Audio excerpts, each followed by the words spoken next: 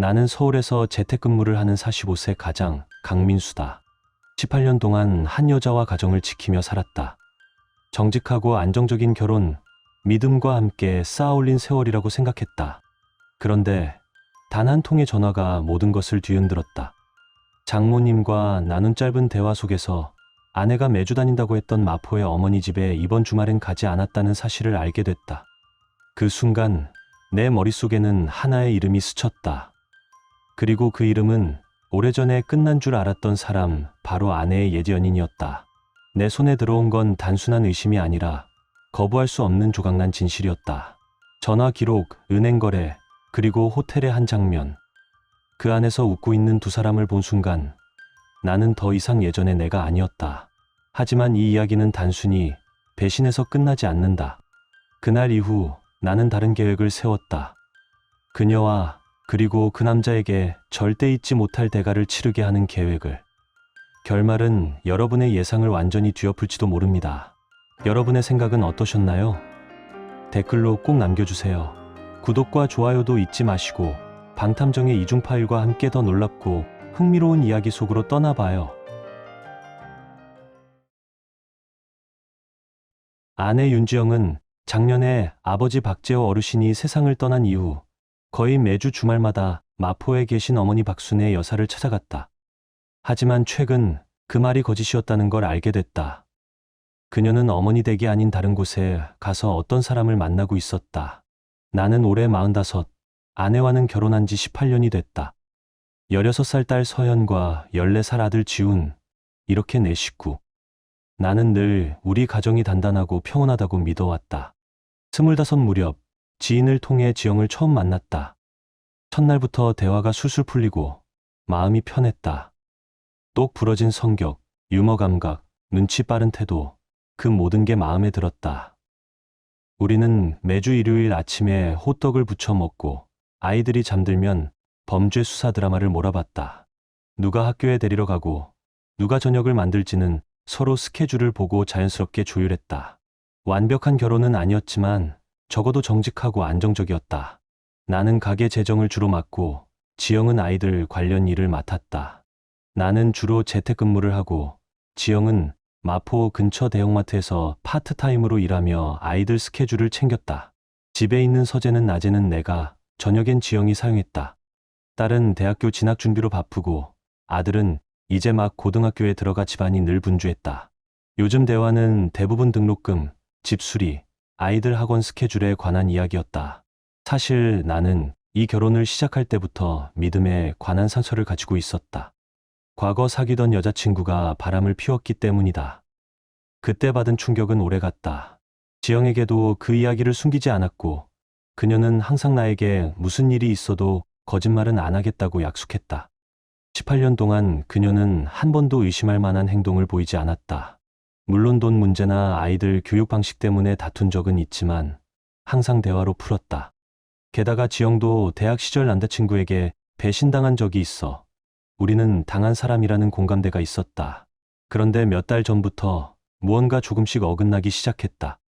분명 외도라 단정할 만한 결정적 증거는 없었지만 설명하기 힘든 작은 불일치들이 있었다.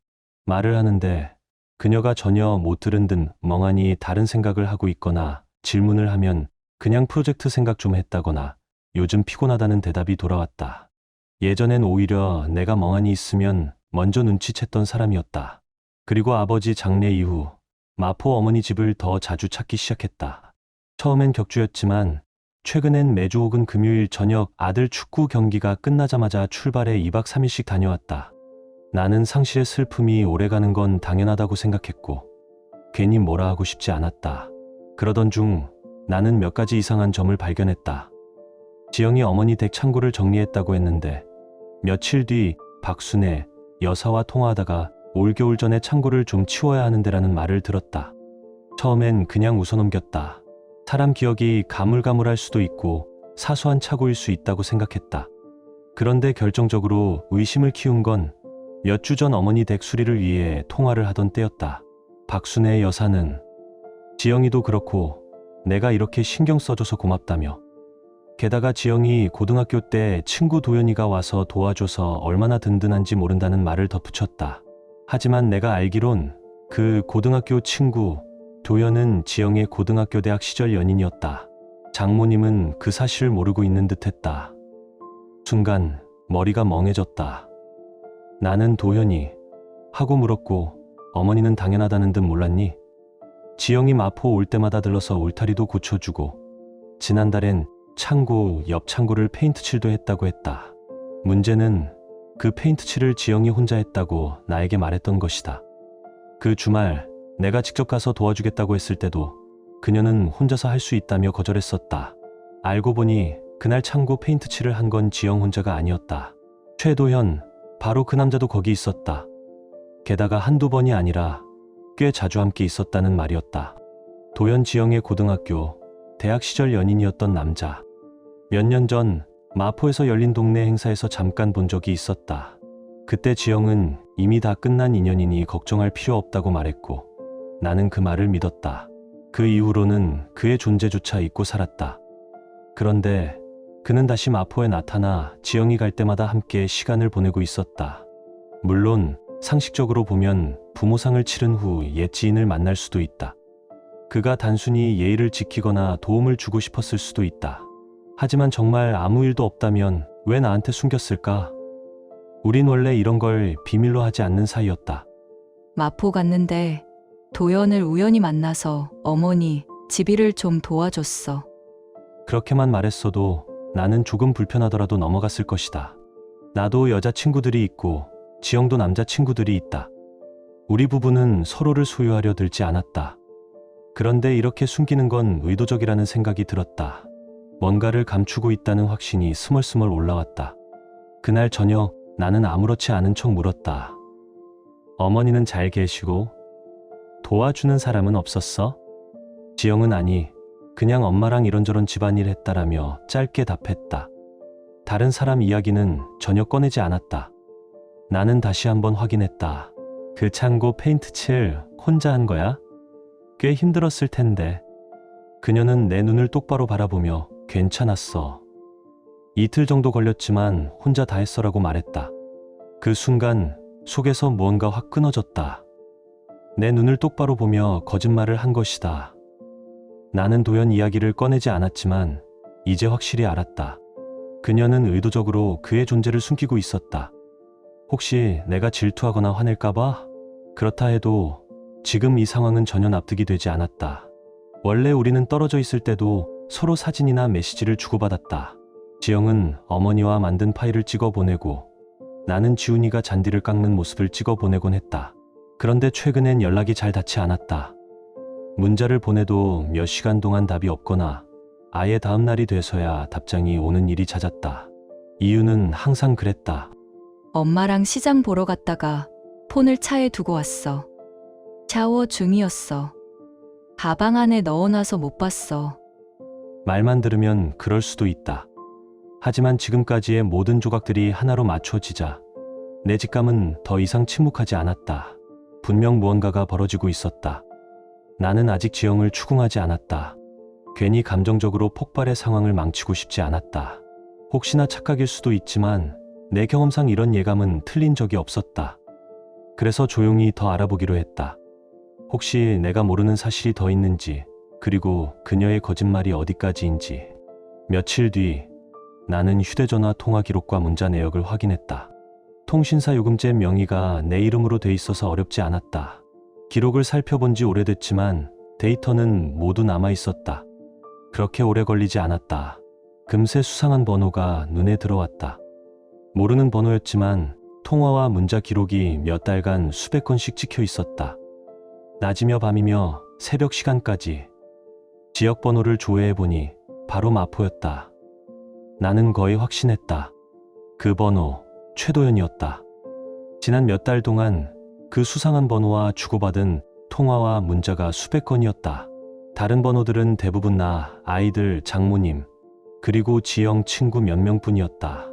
하지만 그 번호는 낮, 밤, 새벽을 가리지 않고 기록에 찍혀 있었다. 번호를 조회해보니 지역 번호가 마포였다. 나는 거의 확신했다. 그 번호는 최도연이었다. 하루 동안 이 정보를 곱씹었다. 바로 전화를 걸어 따지고 싶은 마음도 있었지만 감정적으로 움직이면 안 된다는 생각이 들었다. 대신 다음번 지영의 마포 방문을 직접 확인하기로 했다. 며칠 뒤 지영은 이번 주 금요일에 마포 어머니 댁에 가서 일요일에 돌아오겠다고 말했다. 나는 그래, 아이들이랑 잘 있을게라며 아무렇지 않게 대답했다. 토요일 오전 지영이 떠난 지 한참 지나서 장모님께 전화를 걸었다. 안부와 날씨 이야기로 가볍게 시작하다가 슬쩍 물었다. 지영 지금 옆에 계세요? 아까부터 연락이 안 돼서요. 박순애 여사는 잠시 의아한 듯한 목소리로. 이번 주는 못 온다고 했는데 큰 프로젝트가 있어서 다음 주에 온다고 하더라라고 말했다. 순간 속에서 뭔가 뜨겁게 치밀어 올랐다.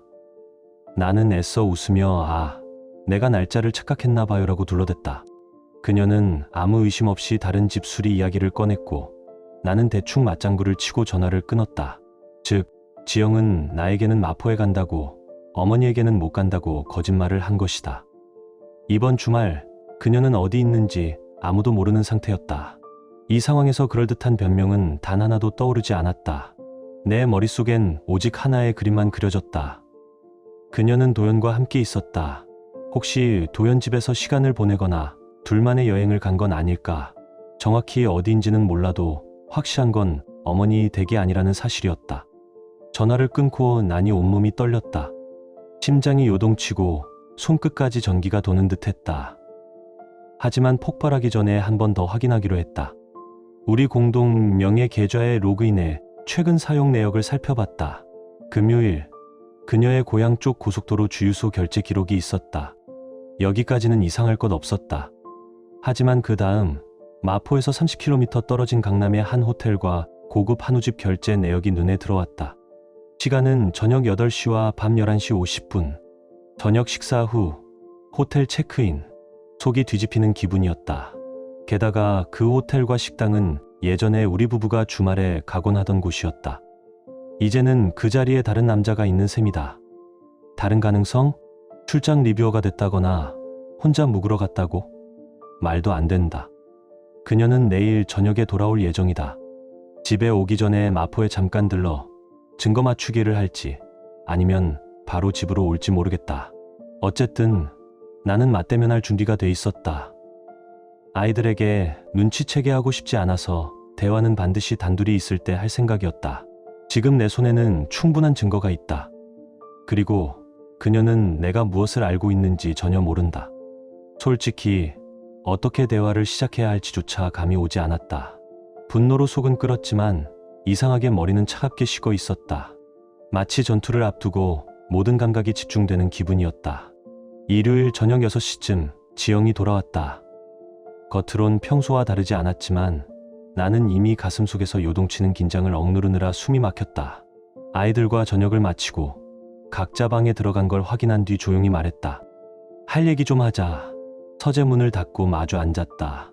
나는 서 있었고 지영은 의자에 앉았다. 심장이 터질 듯 뛰었지만 표정은 차갑게 유지했다. 이번 주말 마포 안 갔지? 그녀는 잠시 당황한 듯 하다가 곧 표정을 가다듬고 무슨 소리야? 갔다 왔는데라고 했다. 그러면서 당신이 엄마랑 통화했다면서 라고 반박했다. 나는 바로 잘났다. 내가 직접 장모님께 전화드렸다. 이번 주는 못 온다고 하셨다. 너 나한테도 거짓말했고 어머니께도 거짓말했어. 그리고 조용히 휴대전화 통화 기록과 계좌 사용 내역을 꺼냈다. 그 순간 지영의 얼굴이 창백해졌다. 눈이 커지고 입술이 떨렸다. 곧 눈물이 터져나왔고 나에게 다가오려 했다. 나는 한 발 물러서며 손대지 말라고 말했다. 솔직히 말해. 다. 처음에는 그렇게 생각하는 건 오해라며 버텼지만 더는 빠져나갈 구멍이 없다는 걸 알았는지 결국 입을 열었다. 몇 달 전부터 도연을 만나왔다는 것이다. 아버지 장례 이후 처음엔 그냥 옛 시절을 이야기하며 위로받는 자리였다고 했다. 그러다 커피를 마시자는 제안이 있었고 그게 몇 번의 단둘이 만남으로 이어졌다고. 그리고 어느 순간 되돌릴 수 없는 선을 넘어섰다고 했다. 지난 주말 강남 호텔도 당연히 그와 함께였다고 인정했다. 그녀는 흐느끼며 당신을 사랑하지 않은 건 아니다. 아버지 잃고 너무 힘들었고 도연이 그때 곁에 있어줬다라고 말했다. 하지만 내 귀엔 변명으로밖에 들리지 않았다. 옛 친구에게 기대는 것과 거짓말로 관계를 숨기는 건 전혀 다른 문제야. 그건 내가 매번 선택한 거다. 나는 차갑게 말했다. 그녀는 우울했고 마음 한켠이 비어 있었다고 했다.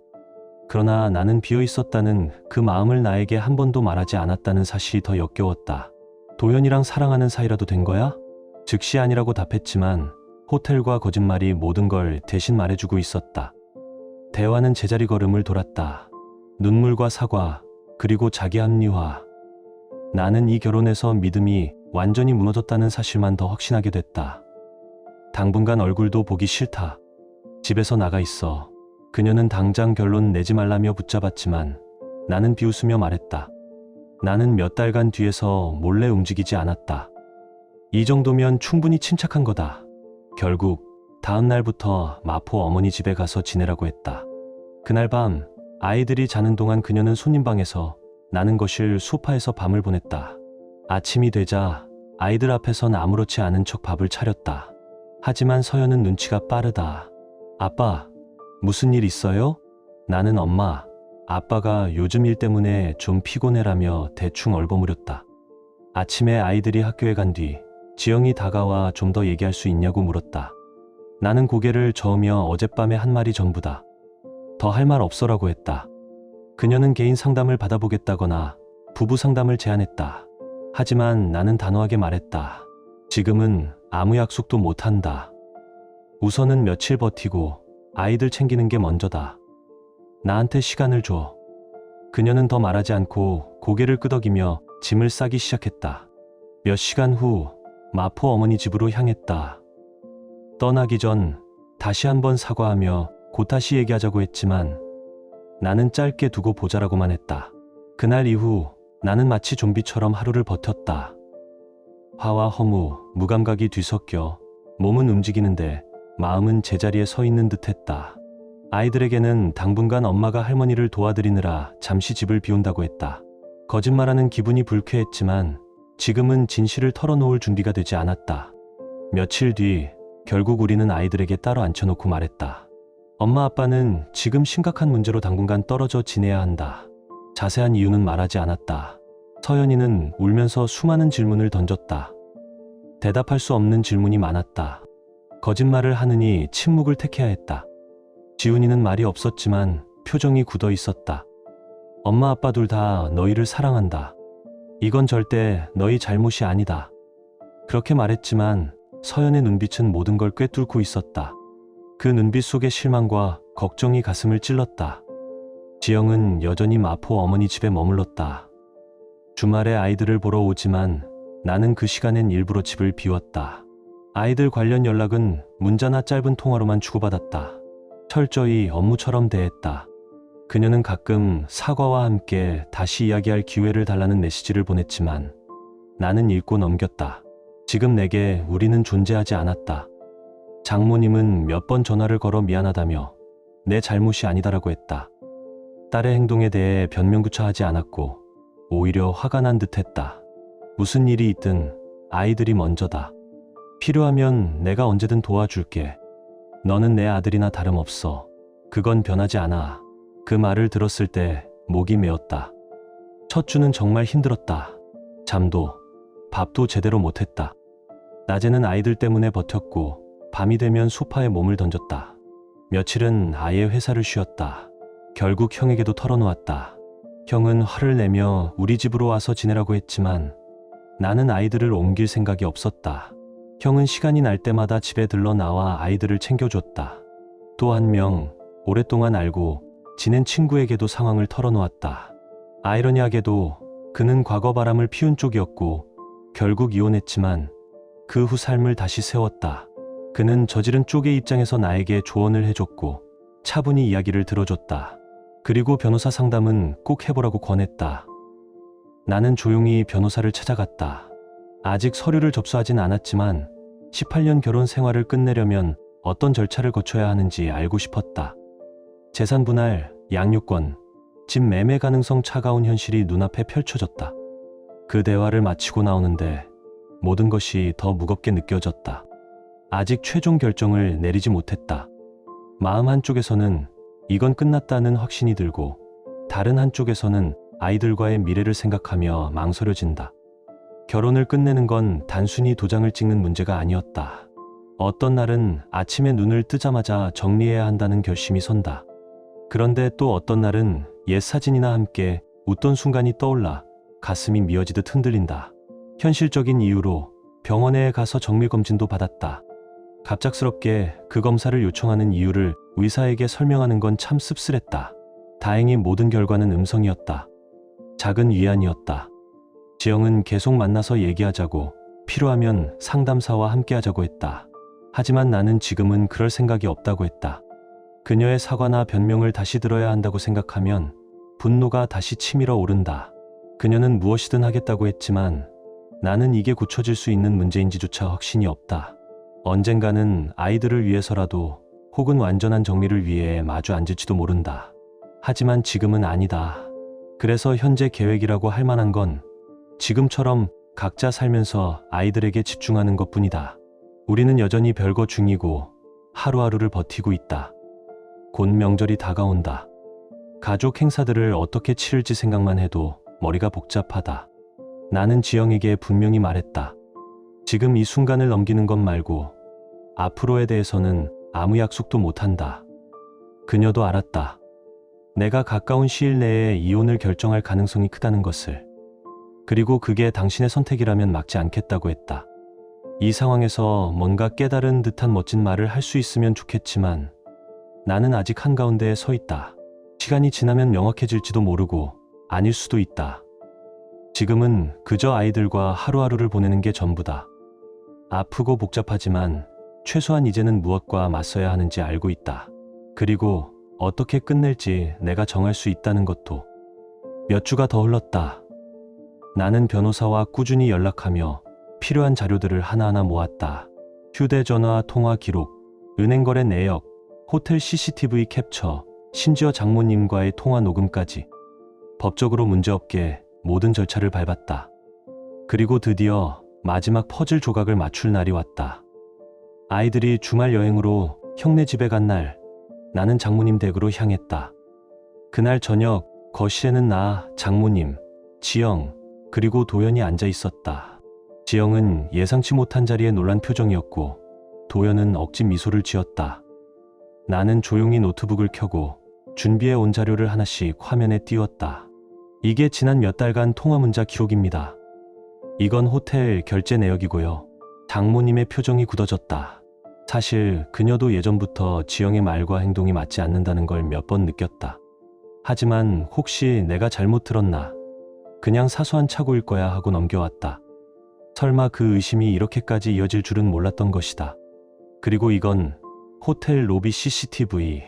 화면 속에 나란히 들어오는 지영과 도연의 모습이 선명했다. 지영은 울먹이며 그만해라고 했지만 나는 멈추지 않았다. 나는 더 이상 내 변명을 듣고 싶지 않아. 오늘은 사실을 모두 꺼내놓는 날이야. 장모님은 한참을 침묵하다가 낮게 한숨을 쉬었다. 너 대체 무슨 짓을 한 거니? 도연은 그제야 고개를 숙였지만 나는 그를 똑바로 보며 말했다. 내가 아무리 말해도 넌 다른 사람 가정을 무너뜨린 거야.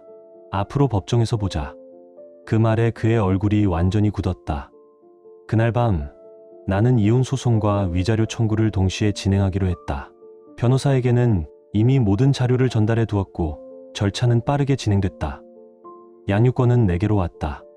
재판부는 지영의 반복적 거짓말과 책임 회피, 그리고 아이들에게 미칠 악영향을 인정했다. 지영은 집을 나가면서 거의 빈손으로 나갔다. 재산 분할에서도 불리했고 위자료까지 물어야 했다. 나는 아이들과 지금의 집에 남았다. 도현은 그 사건 이후 그의 직장은 소문이 퍼져 곤란을 겪었다. 함께 어울리던 사람들도 하나둘 거리를 뒀고 몇 달 후 그는 서울을 떠났다. 마지막으로 들은 소식은 지방에서 작은 가게를 하며 근근히 버틴다는 이야기였다.